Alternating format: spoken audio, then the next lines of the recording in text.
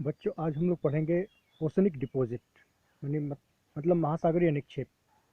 महासागरों में जब असंगठित पदार्थों का जमाव होता है तो इन जमाव को ही हम महासागरीय निक्षेप कहते हैं। इन महासागरीय निक्षेपों का जमाव महासागरों में तीन स्रोतों से होता है। पहला है स्थलीय स्रोत, दूसरा है ज्वालामुखी विस्फोट से निकले हुए पदार्थ और तीसरा है जैविक स्रोत।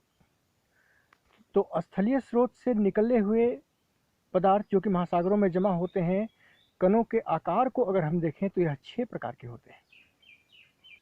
बजरी, बालू, सिल्ट, क्ले और पंख। बजरी जो होता है उसका व्यास 2 से 256 मिलीमीटर होता है। बालू का व्यास 1 से 1/6 मिलीमीटर होता है। सिल्ट का व्यास 1/32 से 1/256 मिलीमीटर होता है।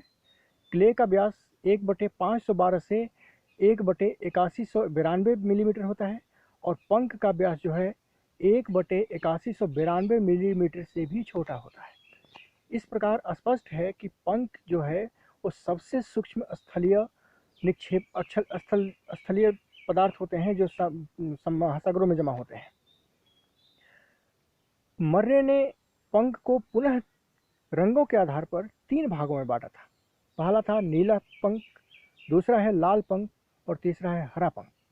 नीला पंख जो है वह लौह सल्फाइड और जैविक तत्वों वाली चट्टानों के टूटने से बना है।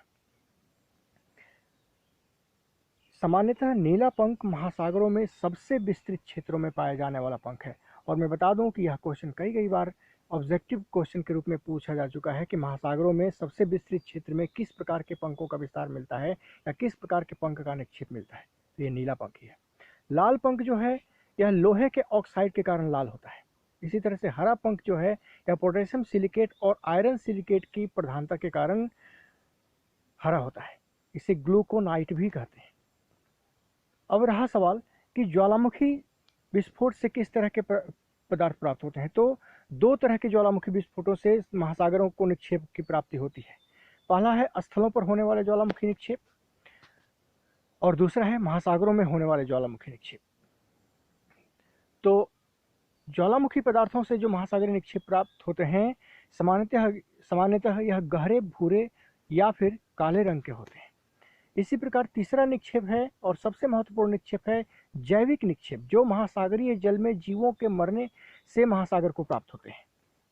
जैविक निक्षेप को चूना प्रधान और सिलिका प्रधान 2 रूपों में बांटा गया है। लेकिन अगर निक्षेप की अवस्थिति, जैविक निक्षेपों की अवस्थिति को अगर हम देखें तो इसके 2 प्रकार हैं। पहला है नेरेटिक पदार्थ और दूसरा है पेलाजिक पदार्थ। नेरेटिक पदार्थ ऐसे निक्षेप हैं जो मग्न तटों के ऊपर पाए जाते हैं, यानी महासागरों के किनारे वाले हिस्सों में पाए जाते हैं, जबकि इसमें जीवों के अस्थिपंजर होते हैं, वनस्पतियां शामिल होती हैं। इसी प्रकार से पेलाजिक पदार्थ जो होते हैं यह सामान्यतः गहरे सागरों में वनस्पतियों के या जीवों के निक्षेप के रूप में पाए जाते हैं। खास करके वनस्पतियों और जीवों के अवशेष जब गहरे महासागरों में भौतिक और रासायनिक क्रिया द्वारा काफ़ी सड़ जाते हैं तो ये कीचड़ में बदल जाते हैं, जिसे उज कहते हैं। इस उज को चूना की प्रधानता और सिलिका की प्रधानता के आधार पर 2 भागों में बांटा गया है। पुनः चूने की प्रधानता वाले उज को 2 भागों में बांटा गया है। पहला है टेरोपोड उज और दूसरा है ग्लोबिजेरिना उज। टेरोपोड उज जो है यह टेरोपोड मोलस्क के कारण प्राप्त होता है। इसी तरह से ग्लोबिजेरिना उज जो है यह ग्लोबिजेरिना नामक फोरामेनिफेरा जीव के विघटन से प्राप्त होता है। सामान्यतः ग्लोबिजेरिना उज 2000 से 4000 फैदम की गहराई पर पाया जाता है, जबकि टेरोपोड यूज 2000 फैदम तक की गहराई पर पाया जाता है। टेरोपोड यूज में 80% हिस्सा चूने का होता है। इसी प्रकार सिलिका प्रधान उज जो होते हैं यह कम घुलनशील होने के कारण अधिक गहराई वाले भागों में पाए जाते हैं। इसे पुनः 2 भागों में बांटा गया है। एक है रेडियोलेरियन उज और दूसरा है डायटम उज। रेडियोलेरियन उज जो है इसका निर्माण रेडियोलेरियन नामक जीव के अवशेषों से होता है। इस जो एक प्रोटोजोआ प्रकार का प्रोटोजोआ है, ये रेडियोलेरियन उज जो हैं 2000 से 5000 फैदम की गहराई पर पाए जाते हैं। इसी प्रकार डाइटम उज जो है यह अत्यंत सूक्ष्म आकार के पौधों का निक्षेप है। इस प्रकार पेलाजिक निक्षेप जो है संपूर्ण महासागर के 75% हिस्से में फैले हैं।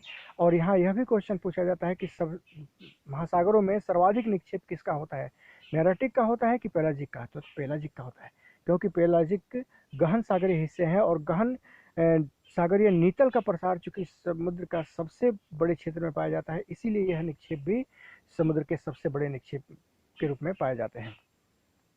पेलाजिक निक्षेप में 5 कोटियां आती हैं। पहला है लाल चीका, जो कि सबसे ज़्यादा महासागरीय नितल पर फैला हुआ है। 36% हिस्सा पेलाजिक निक्षेप का लाल चीका का होता है। इसी तरह से 29% हिस्सा जो है ग्लोबिजेरिना उज का है, जबकि डाइटम उज जो है मात्र 6.4% भाग बनाता है पेलाजिक निक्षेप का। रेडियोलेरियन उज 3.4% भाग बनाता है और टेरापोडियस जो है 0.4% पेलाजिक निक्षेप की मात्रा बनाता है। लाल चीका जो होता है वह यह सर्वाधिक विस्तृत क्षेत्रों में पाया जाने वाला पेलाजिक निक्षेप है, जो सामान्यतः एल्युमिनियम के हाइड्रेट सिलिकेट और लोहे के ऑक्सीकरण के कारण बनते हैं। इसके बाद अगर हम चर्चा करें तो और 2 स्रोत हैं जिसके द्वारा महासागरों को निक्षेप की प्राप्ति होती है। पहला है आपका अजैविक निक्षेप, जो कि वायुमंडल से महासागरों को अजैविक जीवों के रूप में प्राप्त होते हैं। और 5वां है ब्रह्मांडीय पदार्थ। यह पृथ्वी से बाहर के पदार्थ होते हैं, ग्रहेतर पदार्थ होते हैं, जो कि जैसे उल्कापिंड, वह अगर वायुमंडल में प्रवेश करते हुए महासागरों में गिर जाता है तो महासागरीय नितल पर निक्षेप के रूप में पाया जाता है। तो इस तरह के पदार्थ भी महासागरों में पाए जाते हैं, इनको ब्रह्मांडीय पदार्थ कहते हैं। अब रहा सवाल कि इस चैप्टर से क्वेश्चन क्या क्या आते हैं। तो सबसे पहले ऑब्जेक्टिव क्वेश्चन की मैं चर्चा कर लूँ तो यहाँ यह पूछा जाता है कि सर्वाधिक विस्तृत क्षेत्र में किस प्रकार के निक्षेप पाए जाते हैं। लाल चीका, डाइटम, ग्लोबिजेरिना, रेडियोलेरियन। तो लाल चीका। दूसरा क्वेश्चन ये पूछा जाता है कि कणों के आकार के आधार पर सागरीय निक्षेप में कौन सबसे बड़ा है और कौन सबसे छोटा है। तो बजरी के कण जो हैं ये सबसे बड़े आकार के कण होते हैं, जबकि पंख के कण जो होते हैं ये सबसे छोटे या महीन या सूक्ष्म कण होते हैं। इसी प्रकार से आपको जैविक निक्षेप के बारे में पूछा जाता है कि गहरे सागरों में जो जैविक निक्षेप पाए जाते हैं उसको क्या कहते हैं। मग्न तटों पर जो निक्षेप पाए जाते हैं उसको क्या कहते हैं। तो गहरे सागरों में पाए जाने वाले निक्षेप पेलाजिक और मग्न तटों पर पाए जाने वाले निक्षेप नेरेटिक। इसी तरह से पेलाजिक और नेरेटिक निक्षेप को चूना की प्रधानता और सिलिका की प्रधानता के आधार पर 2 भागों में बांटा गया है। और सिलिका तो चूना की प्रधानता के आधार पर इसे टेरापोड और ग्लोबिजेरिना में, जबकि सिलिका की प्रधानता के आधार पर इसे रेडियोलेरियन और डाइटम में बांटा गया है। तो यहाँ इस तरह के क्वेश्चन आएंगे। यहाँ से लॉन्ग क्वेश्चन आंसर एक ही आता है कि महासागरीय निक्षेपों का वर्णन करें। तो 2 ही तरह के क्वेश्चन आएंगे, या तो महासागरीय निक्षेप लॉन्ग क्वेश्चन आंसर में या फिर ऑब्जेक्टिव। धन्यवाद।